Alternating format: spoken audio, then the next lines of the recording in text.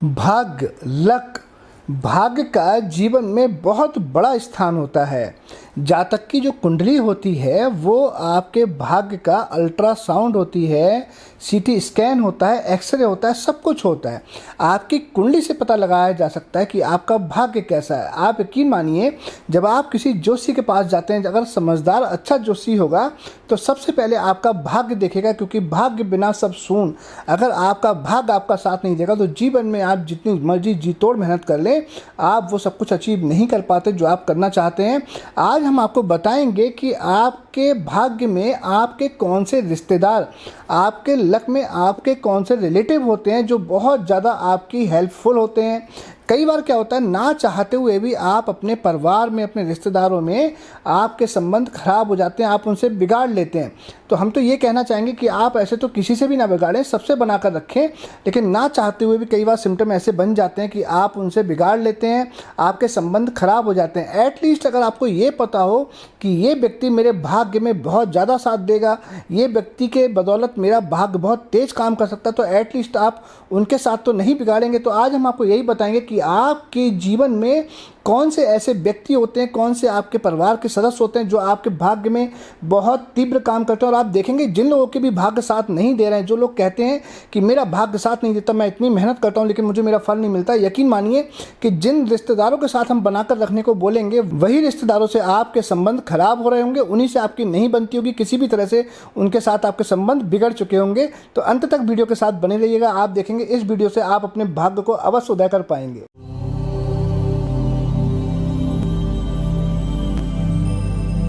मैं हूं एस्ट्रो भाग्यराज गुप्त और स्वागत है आप सभी का आप ही के चैनल एस्ट्रोलॉजर एबीएम में। मेरे सभी व्यूअर को मेरा प्यार भरा नमस्कार। आज हम आपको बताएंगे आपके भाग्य के बारे में कि आप अपने भाग्य से किस तरह से आगे बढ़ सकते हैं। आपके भाग्य में आपका कौन सा रिश्तेदार बहुत ज़्यादा महत्वपूर्ण भूमिका निभाएगा। ऐसे तो हमने पहले भी भाग्य के ऊपर बहुत सारी वीडियो डाली हैं। एक हमने लास्ट वीडियो डाली थी कि अगर आपका भाग्य किसी तरह से सोया हुआ है, आपका भाग्य साथ नहीं देता, तो आप अपने भाग्येश को किस तरह से बलवान कर सकते हैं। उस वीडियो का हम आपको लिंक भी देंगे, वो भी अवश्य देखिएगा। लेकिन आज हम आपको बताएंगे कि आप अपने परिवार में, अपनी रिश्तेदारी में किस पर्सन की वजह से आगे बढ़ेंगे। उसका मतलब ये होगा कि चाहे वो आपको सही गाइडेंस देता हो, चाहे वो आपको सपोर्ट करता हो, चाहे आपको उनसे किसी भी तरह की मोरल सपोर्ट मिलती हो, या धन मिल जाए, या उनसे कोई कारोबार मिल जाए, या किसी भी तरह की हेल्प हो जाए जिससे आप अपने भाग्य में बहुत ज़्यादा तीव्र गति से कार्य करेंगे। तो आज हम आपको संपूर्ण जानकारी देंगे आपके भाग्येश के हिसाब से। सबसे पहले हम आपको बता देते हैं कि भाग्येश होते क्या हैं। आप अपनी कुंडली देखिए और कुंडली में जो 9th हाउस होता है, नवम भाव, उस घर में जो राशि बनी होती है उसके जो स्वामी होते हैं वो आपके भाग्येश होते हैं।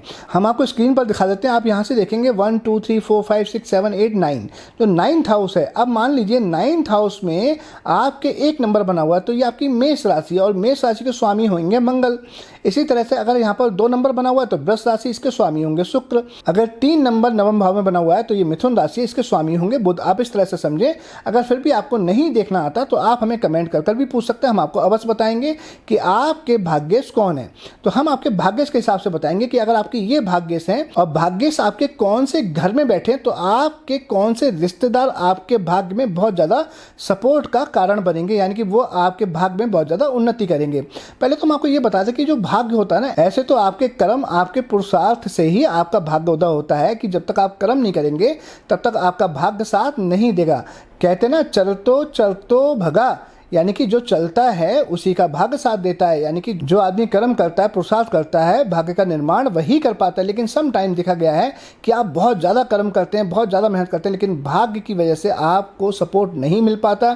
या हम ये कह सकते हैं कि आपका भाग्य अगर साथ नहीं देता तो आप कर्म भी नहीं कर पाते। आपने देखा होगा कई बार लोग कहते हैं कि हम बहुत मेहनत करते हैं, हमें बहुत साल हो गए लेकिन हमारा भाग्य साथ नहीं दे रहा, हमने अपनी मेहनत में कोई कसर नहीं छोड़ी, कोई कार्य नहीं छोड़ा, लेकिन फिर भी हम जीवन में आगे नहीं बढ़ पा रहे। तब विश्वास मानिए, आप अपनी कुंडली में चेक कीजिए, आपके जो भाग्येश हैं या तो वो अस्त होंगे, या फिर आपके भाग्येश बकरी हो सकते हैं, या आपके भाग्येश दुस्तान भाव में बैठे होंगे, या आपके भाग्येश तरक भाव में बैठे होंगे, या कहीं ना कहीं हम देखें तो वो बहुत ज़्यादा खराब दूषित हो रहे होंगे, किसी शत्रु ग्रह के साथ बैठे होंगे।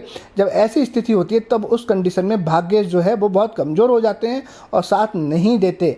आपको हम बता दें त्रिक भाव कौन से होते हैं। त्रिक भाव होते हैं 6, 8, 12, इनको दुष्स्थान भाव भी कहते हैं। तो जब इन भावों में आपके भाग्येश बैठ जाते हैं तो वो निर्बल हो जाते हैं, वो बहुत ज़्यादा साथ, बहुत ज़्यादा पावरफुल नहीं रहते, इसलिए आपका भाग्य साथ नहीं देता। कहते हैं ना, भगवान का अर्थ ही पूर्ण भाग्यवान होता है और जो भक्त होते हैं उनका अर्थ होता है आंशिक भाग्यवान। आप इस तरह से समझे। तो भाग्यवान होना बहुत ज़रूरी है। जब आपका भाग्य साथ देता है तो कहते हैं कि आप जब मिट्टी को पकड़ते हैं वो भी सोना हो जाती है। आप कोई कम मेहनत भी करते हैं तब भी आपको ज़्यादा फल मिल जाता है।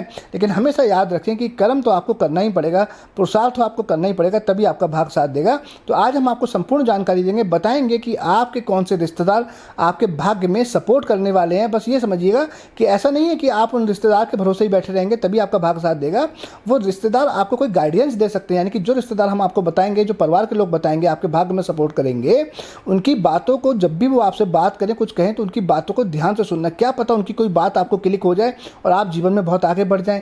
या वो जब भी आपको कुछ समझाने की कोशिश करेंगे तो उनकी बातों को मानना, उनका कहना मानना है। और जो भी आपसे हो सके जीवन में जब भी, तो उन रिश्तेदारों की सेवा अवश्य करनी है।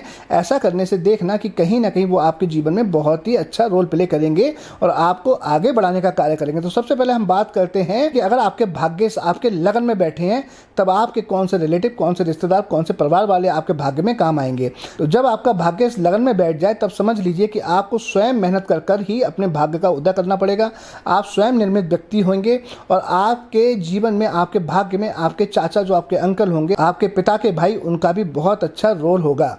इसी तरह से अगर किसी के भाग्य दूसरे यानी कि द्वितीय, सेकंड हाउस में बैठे हुए हैं तो आपके मित्र आपके भाग्य में बहुत अच्छा रोल प्ले करेंगे। आपके पड़ोसी आपके भाग्य में बढ़ोतरी का कारण बनेंगे। आपके जो नौकर होंगे, सर्वेंट यानी कि आपके एम्प्लॉय, वो भी आपके भाग्य में बहुत ही उन्नति का कारक बनेंगे। अब अगर आपके भाग्य से बैठे हो कुंडली के थर्ड हाउस में यानी कि तृतीय भाव में, तब आपका छोटा भाई आपके जीवन में, आपके भाग्य में बहुत ही हेल्पफुल होगा। आपकी छोटी बहन भी आपकी बहुत हेल्पफुल हो सकती है, यानी कि जब भी वो आपसे बात करें तो उनकी बातों को ध्यान से सुने, उनकी बातों पर अमल करें। कुछ नहीं पता कि उनकी कौन सी बात आपको क्लिक हो जाएगी और आप जीवन में आगे बढ़ जाएंगे। इसी तरह से अगर आपके भाग्य से बैठे हो चतुर्थ भाव में, फोर्थ हाउस में, तो आपकी माता आपके जीवन में बहुत ही उन्नति का कारक बनेंगी, आपके भाग्य में बहुत सपोर्ट करेंगी। आपके ससुर, जो आपके ससुर होंगे, वो भी आपके जीवन में बहुत ही उन्नति का कारक बनेंगे।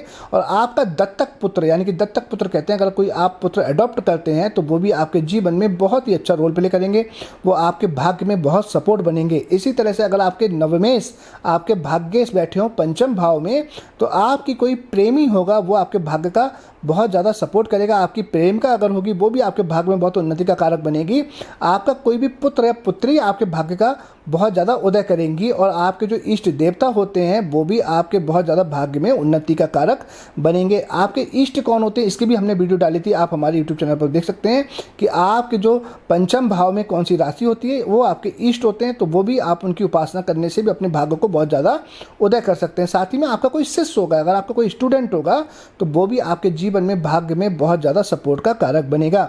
इसी तरह से आपके नवमेश भाग्य से बैठे होते हैं छठे भाव में, तो आप देखिएगा कभी भी कहते हैं कि शत्रु तो कभी अच्छा नहीं होता, लेकिन जिनके नवमेश यानी कि भाग्येश आपके छठे भाव में बैठ जाएं तो ऐसे लोग जितने ज़्यादा शत्रु होते हैं वो उनका भाग्य बहुत ज़्यादा उदय होता है। जब ऐसे लोगों का कोई शत्रु बन जाता है वो कहीं ना कहीं उनके भाग्य में उनको सपोर्ट कर कर ही जाता है। यानी कि यहाँ पर हम ये भी कह सकते हैं कि आपके जो मामा, नाना, मौसी होते हैं वो भी आपके भाग्य में बहुत ही उन्नति का कारक बनते हैं।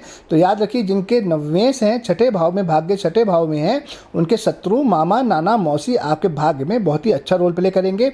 जिनके भाग्य से बैठे हैं सप्तम भाव में, सेवंथ हाउस में, उनका जो जीवन साथी होता है, लाइफ पार्टनर होता है, वो उनके भाग्य में बहुत ही सपोर्टिव होता है। वो देखेंगे जब ऐसे लोग अपनी पत्नी का कहना मानते हैं, अपनी पत्नी के बातों पर विचार करते हैं, तो जीवन में बहुत आगे बढ़ते हैं। और ऐसे लोगों के जीवन में उनकी चाची और प्रेमी प्रेम का भी बहुत ज़्यादा भाग्योदय का कारण बनते हैं। मैं भाग्येश नवमेश इसलिए बोल रहा हूँ क्योंकि जो आपका भाग्येश होता है वही नवमेश होता है, या जो आपका नवमेश होता है वही आपका भाग्येश होता है।